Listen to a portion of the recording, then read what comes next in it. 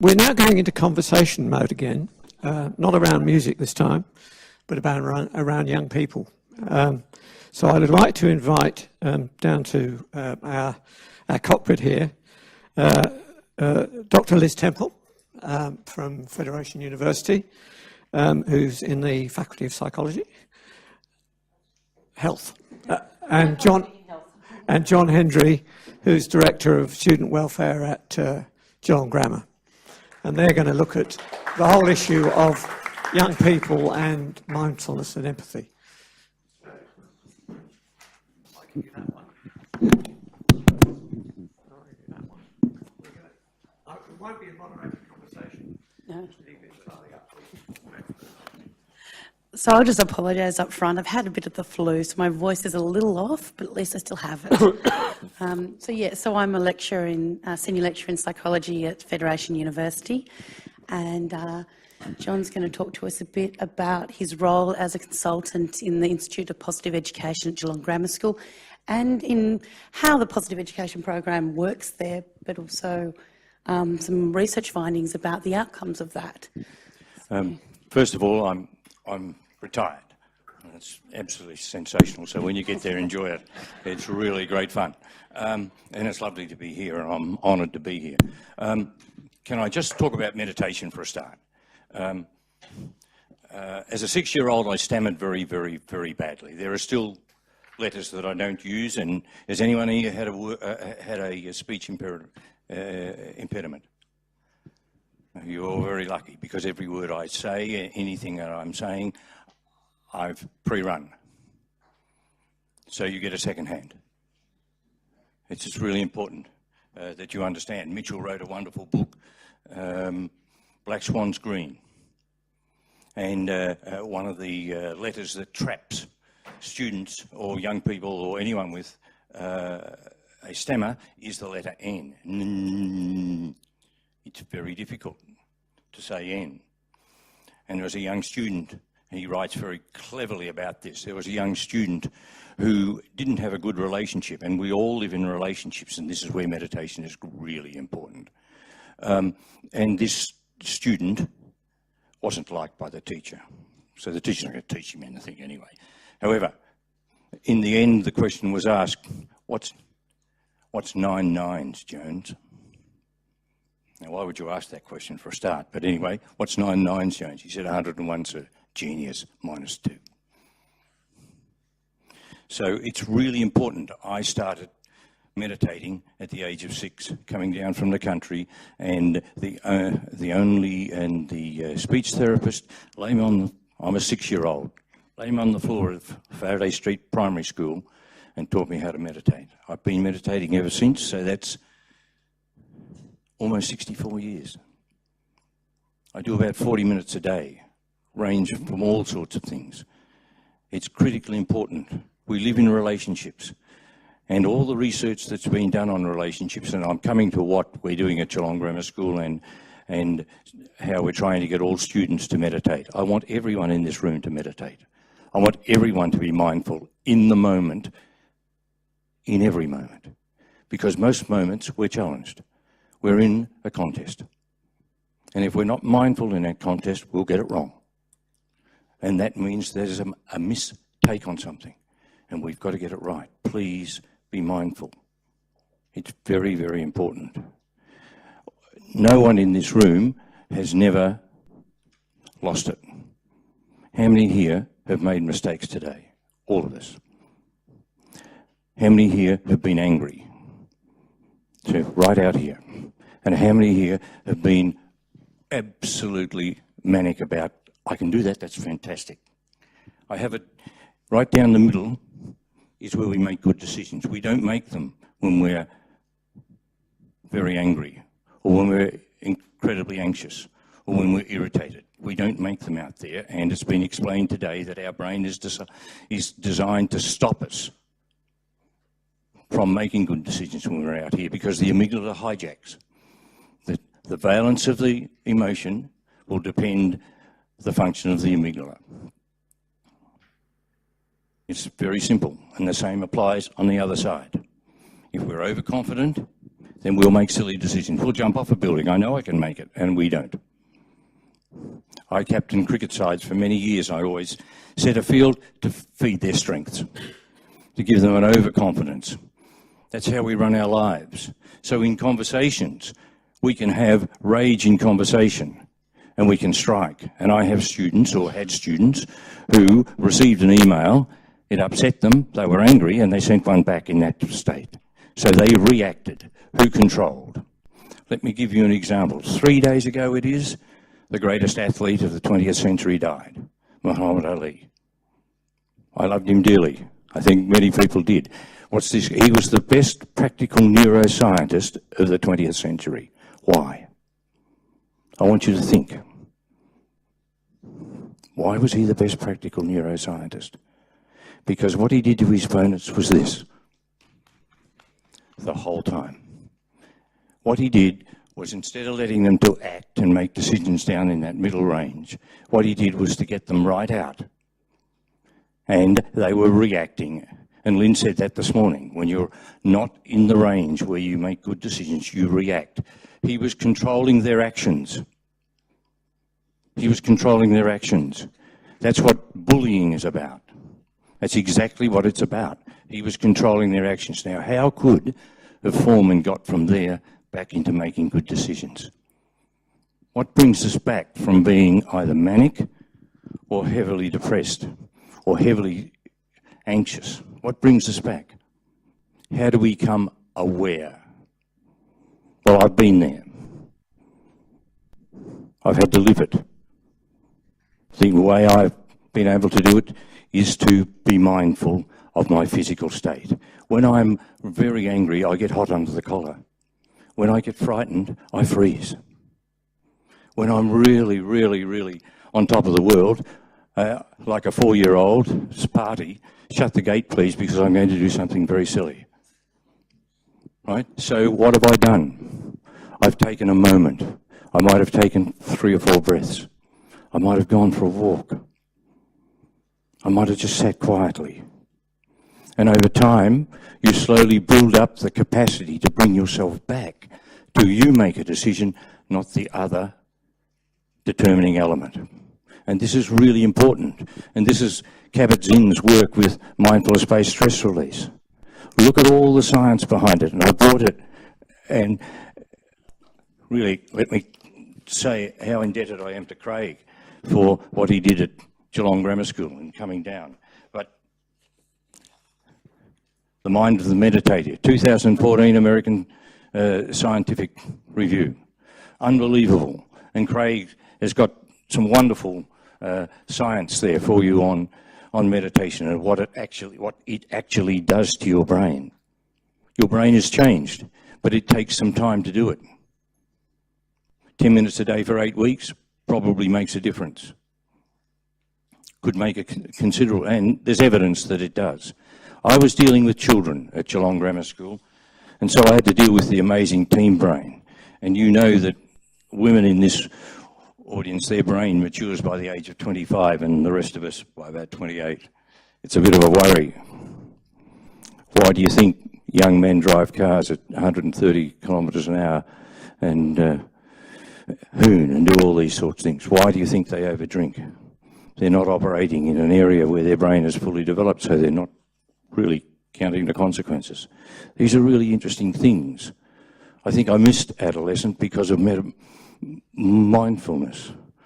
I think I probably did. I'm not quite certain. But when I went to Geelong Grammar School, I wanted to make certain that when the children were growing up, they were going to make good decisions, that they were not going to be reacting all the time to what was put before them. And that was a real journey to do.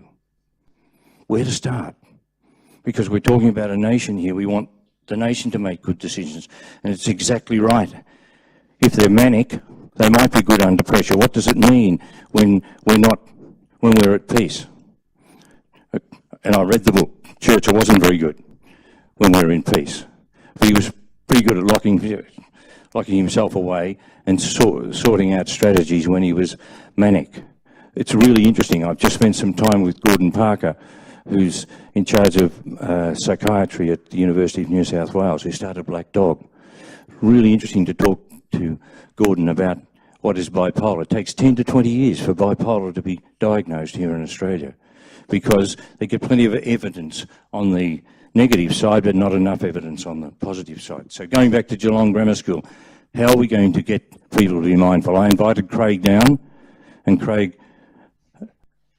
ran a 16-hour course, 8 two-hour courses for our most senior teaching staff. Did they all get it? No. Why not? Because you have to change values for people. I haven't got time for this. So it takes a bit of time, and Craig's advice here this afternoon about how to get it into faculties is critically important. I had one young man, terrific teacher, really, really fine fellow. He found it impossible. He was unbelievably competitive. He could not quieten his mind. He said, "This is too hard. It's just too hard." Now, he ran a boarding house, and it was too hard. The boarding house was full of mistakes and a lot of reactions and so forth. And I had a hell of a lot of work to do to fix it up. Now, families do that too.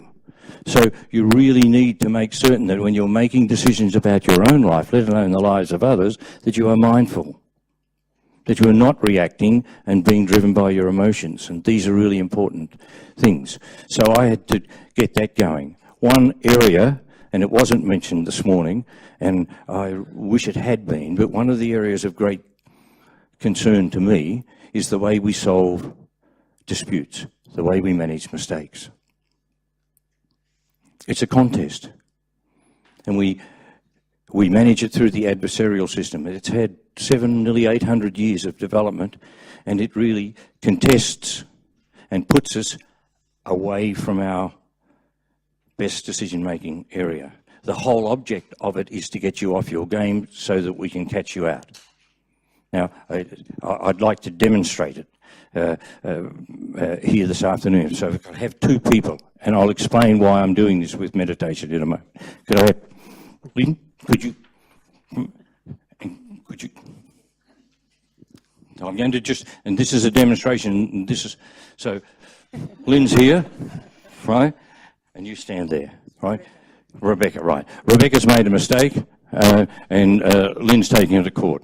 I'm the judge, right? So you go and stand there, right? And you go and stand there, right? You've employed someone to tell a story, and they're highly paid storytellers, they're barristers, and so you've gone out there, and then the next story, you go a little bit further out there, right? And you go out there, and I'm making certain, just one more step out there, I'm making certain that the object is to keep them apart.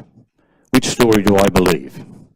So the best story that is told, I will believe, right? And in the end, I'll make the decision. They have nothing to do with making the decision, and they're shouting at one another now. This is a good example. I've used this with children.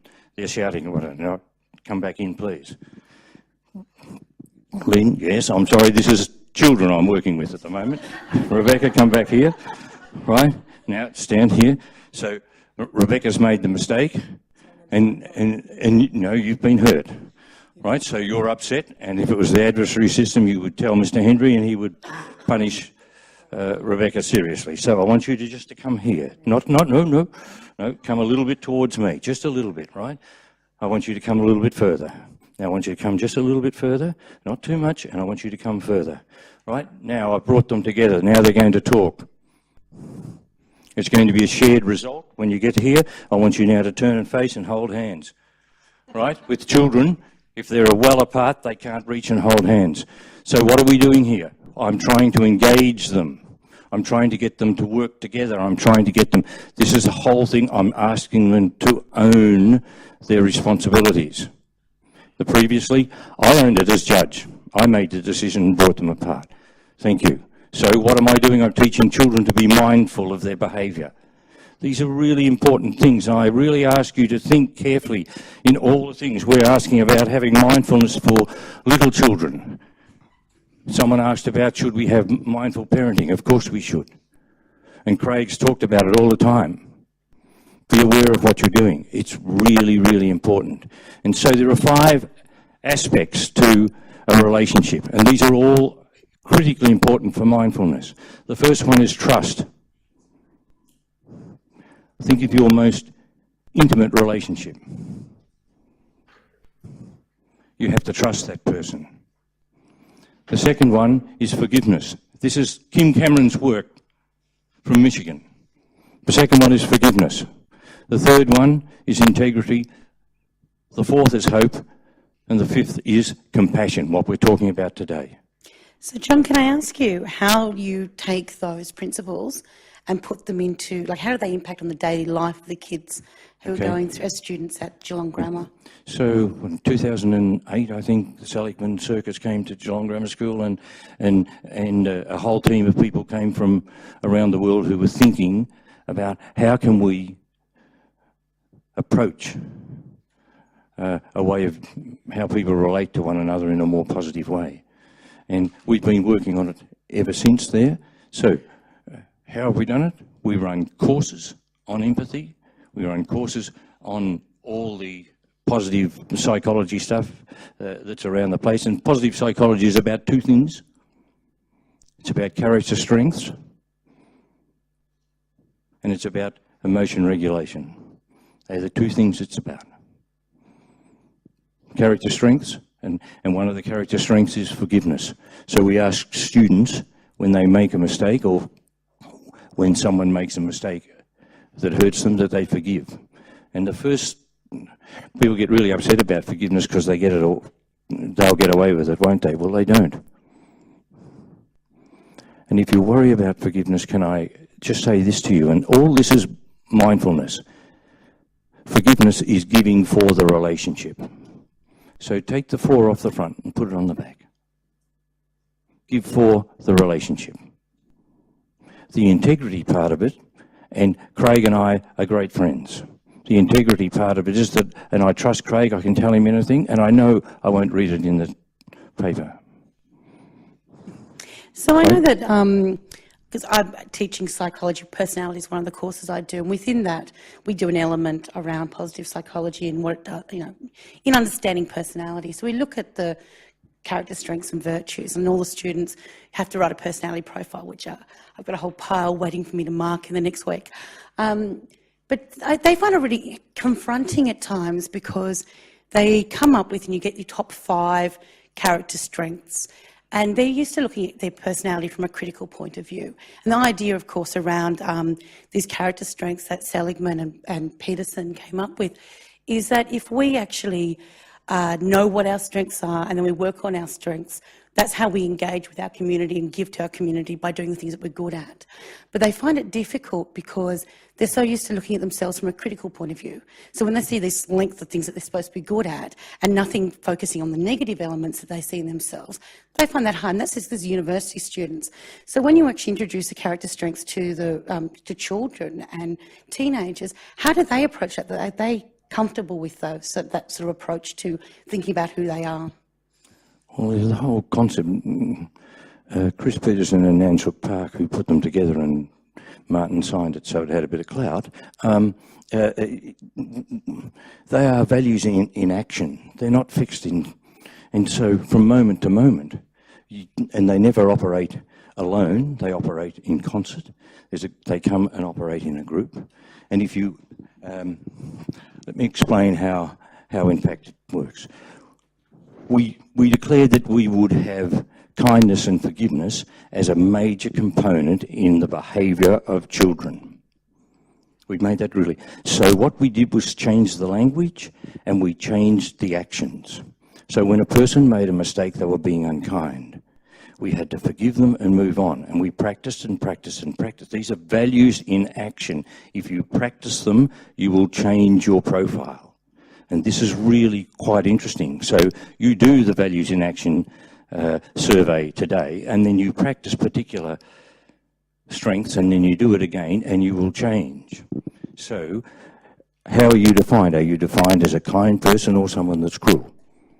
Are you defined someone who is conscientious, someone who loves learning, or are you defined with leadership? There are 24 of these characters. The ones you practice, it's like learning the piano, the ones that will become intuitive, and you'll be defined by them. Ask your closest friend to define who you are, and they will define you, and give them these words to describe you, these adjectives, and see what they come up with. And then run your own experiment. For 10 or 12 weeks, just use kindness all the time. And then ask them again, and they'll say, oh, he's changed, he's kind. And what we attempted to do, and what we've done, is to change the culture so that, in fact, now we have, if it was a school assembly now and I asked a student to talk about empathy, they would tell you all about it, they would do the research and tell you all about it, and then they would give you countless examples of how it has enabled a circumstance in which they've lived in the moment in a boarding school. These are really, so we've tried to change the culture using that. And also, how do we change the culture when young people are really become angry? How do we calm them down? And these are really interesting things. So you can't fight fire with fire as far as anger is concerned. So if someone threw a tantrum here and was rolling around on the floor, a 4, 5, 8-year-old, and probably all of us have thrown tantrums on the floor, if the person who is attempting to change that emotional state at that time is in that emotional state, it won't change. So what we're asking young people to do is to assist this person to come out of that state. So a mother picks up and holds, and if she's agitated, then it'll take longer for the child to come back to. So as a culture, to actually have that put into 1,500 students and 400 staff, you have a lot of work to do. So every staff member's been through all the course, every student's been through all the course. Does it work all the time? No. Do we have mindful meditation in all the time? No, we don't. Would we like it? Yes, we would. And we're working really diligently at it. To finish, my teaching was I started every lesson with a 2-minute meditation and finished the lesson with a 2-minute meditation, and I didn't run it. The students did. It took a couple of weeks to teach them, and then I would just point, Barry, your turn. He would come out and he would run it, and it was a Thursday afternoon or a Friday afternoon, period 6. Usually Barry or whoever it was would run it for 5 or 7 or 8 minutes, and so it was. And they would all, and then we finished the period with another meditation. There are whole reasons for doing that. I did it with my 3 daughters who are now all in their 30s, and we did it as we raised them. We would have a meditative moment, mainly because they saw their father meditating and what's Dad up to. And this is really important.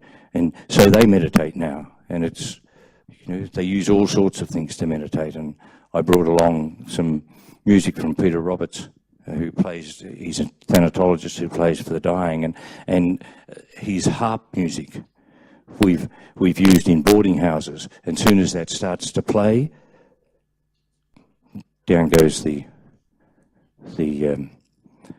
emotional level. So there's lots of things we can do as a community, and it's really important to take it on. So I don't know whether any of your students really know in detail how they can use the strengths to change their profile. That's part of what they learn. But I guess what I'm interested in is that when you change a school culture like that, like you're saying, there's so many people involved. How does that then translate to what the families think about? I mean, as a parent, I think a lot of parents in here would know, you pick a school because of lots of reasons, but one of them is the ethos. So when you come in, you go, we're going to change the way we do things. How did the parents react to that? Did they come along on board, or did they get concerned about it? Okay. The longest research project on well-being for young people, the Temperance program here, the main determinant of how your well-being will be at the age of 34 is not your academic scores at the age of 18, but on your connectedness.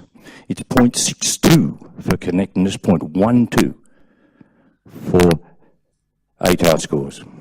So we've got clever parents. They look pretty closely at it, and when I ask what they want from the school, they want good results. Well, there's no school that doesn't want to give their students good results. But what they basically want is for their kids to have a sense of well-being. They do not want them to be depressed. They do not want them to be cutting. They do not want them to be anorexic. They do not want them to be always in contest and fighting. They don't want that. And so the connectedness is critically important. Connectedness is not only a relationship with the school, not only a relationship with their friends, but the relationship must be with themselves. And that's critically important, that relationship. And the same thing applies. Trust, do you trust yourself? Are you trustworthy? Do you forgive yourself when you stuff up? What are the values? Is your integrity sound? You know, are you hopeful that you can achieve things? And the last one, are you compassionate towards those others? So this is a personal relationship with yourself, let alone then with your friends, then with the teacher, whoever it might be, or the institution, or your boss, whatever. So staff look at it the same way. Mm-hmm. So we attempt to run. Do we get it right? No. Are we trying? Like hell. So do you think that the families take it on board and actually then sort of like change their discipline procedures at home, or take on more mindfulness at home? Or do you think it's just the kids go to school and they have it there, and when they go home they're just like any other family, that they're still, I suppose, doing things the old way? Well, how do families basically approach dispute? You saw it out here. They do the first one, they take it apart and bring in a punitive system. It never ever, the most punitive country in the world is the United States. Look at the number of jails they've got. There are millions of people in jail. If we don't start somewhere, like all the mindful stuff in the world, we've got to do it, but it's got to be done in concert with changing the whole things. And that's why I like Nick's address this morning. Economists are very clever people. He got it absolutely spot on. Adam Smith was a wonderful man.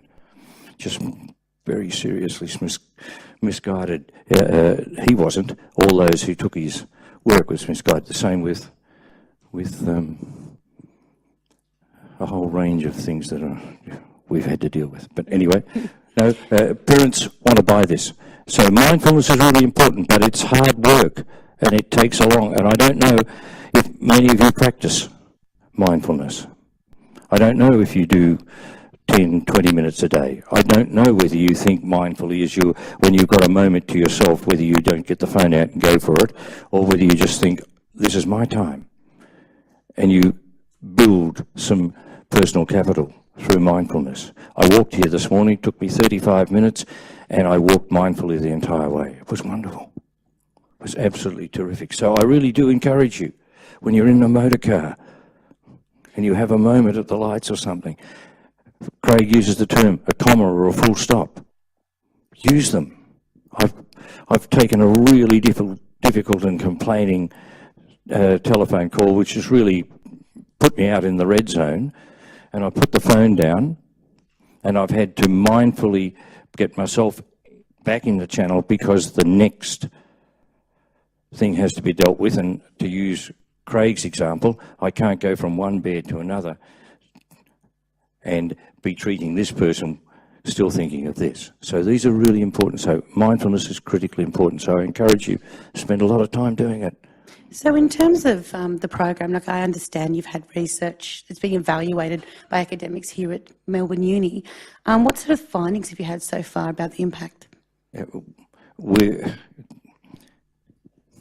did physiological as well as psychological reviews and so forth in this, and what we found that our students are better than a control group that Melbourne University have put together with similar school background. But we still suffer, like most schools do. When the students get to year 11, their well-being drops off slightly, but we're still well above the others. So we're encouraged. But these are early days with the research on whether the particular program we're running is really effective. But we know the program for mindfulness is really effective. And so do you think the recent changes that are being talked about, I guess, at the moment around ATARs, because we know that the last couple of years of schooling is extremely stressful, and mostly it's about getting a number, whether that number actually relates to what they really want to do with the rest of their lives, or just the course that they has high status for getting into is something that I think concerns a lot of people. A lot of pressure to get a high mark, which may not relate to their long-term desires, I suppose. So do you think the changes in the education entry system to universities could actually be really beneficial for well-being of young people by taking off some of that stress? In 1988, I wrote an article that was published in the Australian that said that universities and so forth should not put so much pressure on adolescents, and I still hold that. I don't blame the university. I think the system needs to be dealt with much better than it is at the moment. I think it's wrong. We're cooking kids. I do not want every 10th Australian adult to be on an SSRI. I don't want the major cause of death from the age of 15 to 44 to be suicide. I don't want 10 people who are going to kill themselves today.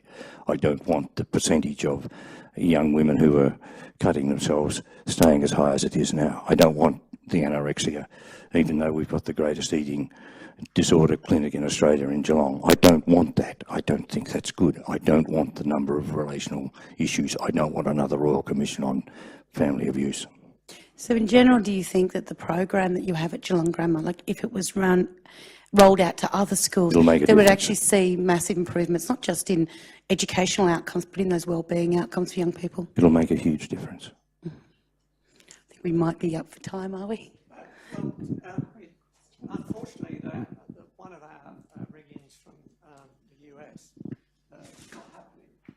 So we've got about another 5 minutes, and I thought, given the sort of rich nature of the conversation we've already had, we've got a bit of time for one or two questions. So, anybody?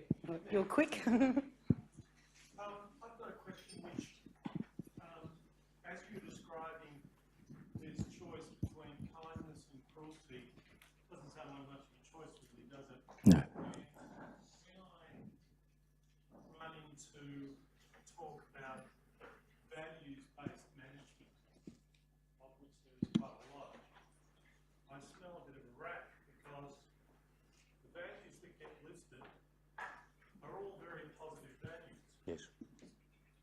And it seems to me, when I reflect on values, that values are demonstrated in choices that we make, often between those values. So you can imagine a trade-off between kindness and honesty. You can imagine just about any value, if it has a value, you would put it ahead of something else that you value, or behind something else that you value.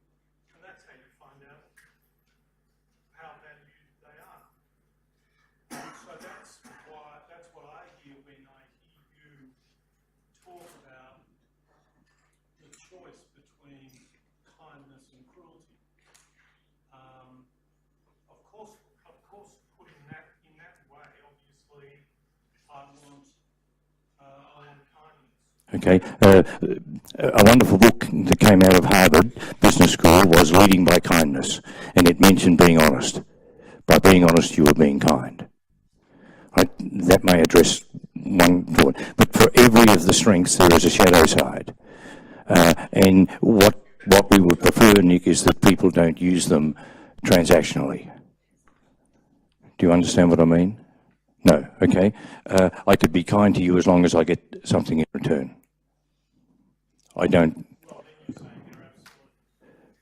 I'm sorry. I'm saying. They're absolute. Yeah. And I'm saying that you don't use kindness, and we're hardwired to be kind. And Craig's right. We have to override it to be cruel. In a conscious sense, and then we learn that, and then we are. And then when we have to unlearn that, it's more difficult. That's the problem of bringing soldiers back and putting them. Let me make the trade-off clear. The organisation that I spoke about today, Yes. the Australian Centre for Socialisation, it sometimes sacks people. Okay? Yes. That's not a kind of thing to do. We're trying to do something which we think How long should I speak for, and how long should I leave the it's a question? horrible thing to sack someone. It's certainly not a kind thing to sack someone, but we're trying to be kind to a whole lot of people. We're trying to. We're compromised. Is that what you're saying? No. We're compromised. I'm saying we have to make a difficult choice, which is do our families come first, or do people who are in the room with us, who are able to make us feel really uncomfortable about being unkind, it's easier for us to just leave them on, because they're not, because the people No, I understand. Yeah, and I'm not saying it's easy, but fundamentally we need to act in a kind way. And if it is, for example, what is a kind way? Right, it may well be kind to dismiss a person.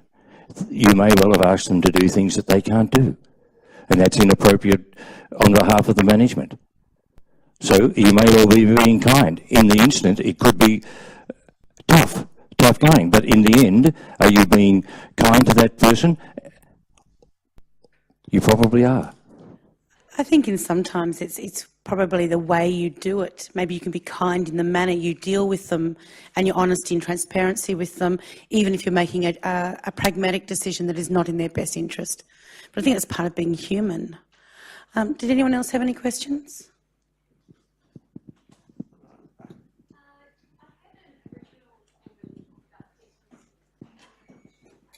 Sorry, I can't hear. Recently, I heard an Aboriginal woman talk about traditional practices of deep listening. I'm just wondering, in your experience, particularly because the Aboriginal population is skewed towards young people, has there been any work around mindfulness with Aboriginal people, particularly young people, and making it relevant to them? Yes. You're talking about Indigenous people, and are we doing some mindfulness with Indigenous students? We've got Indigenous students, and they really... is that what you're asking? Are we using it with Indigenous people? Or? Yeah, and particularly around whether there is some traditional approaches that are being recognised in the space. I'm not sure. I just heard someone talk about deep listening. I was really interested to see, is she talking about mindfulness? I'm sorry, I didn't hear her. So No, I think that the question is trying to get at, is there a body or corpus of knowledge in Indigenous communities which is close to and supports the ideas of empathy and mindfulness? That's what we've been talking about. Has there been any research? I'm not personally aware of any, but I would think it'd probably be likely, because when you look at different cultures, most have got some practices which we can then fit that frame of mindfulness around, and certainly around, I mean, we wouldn't survive as humans in communities if we didn't have empathy and compassion.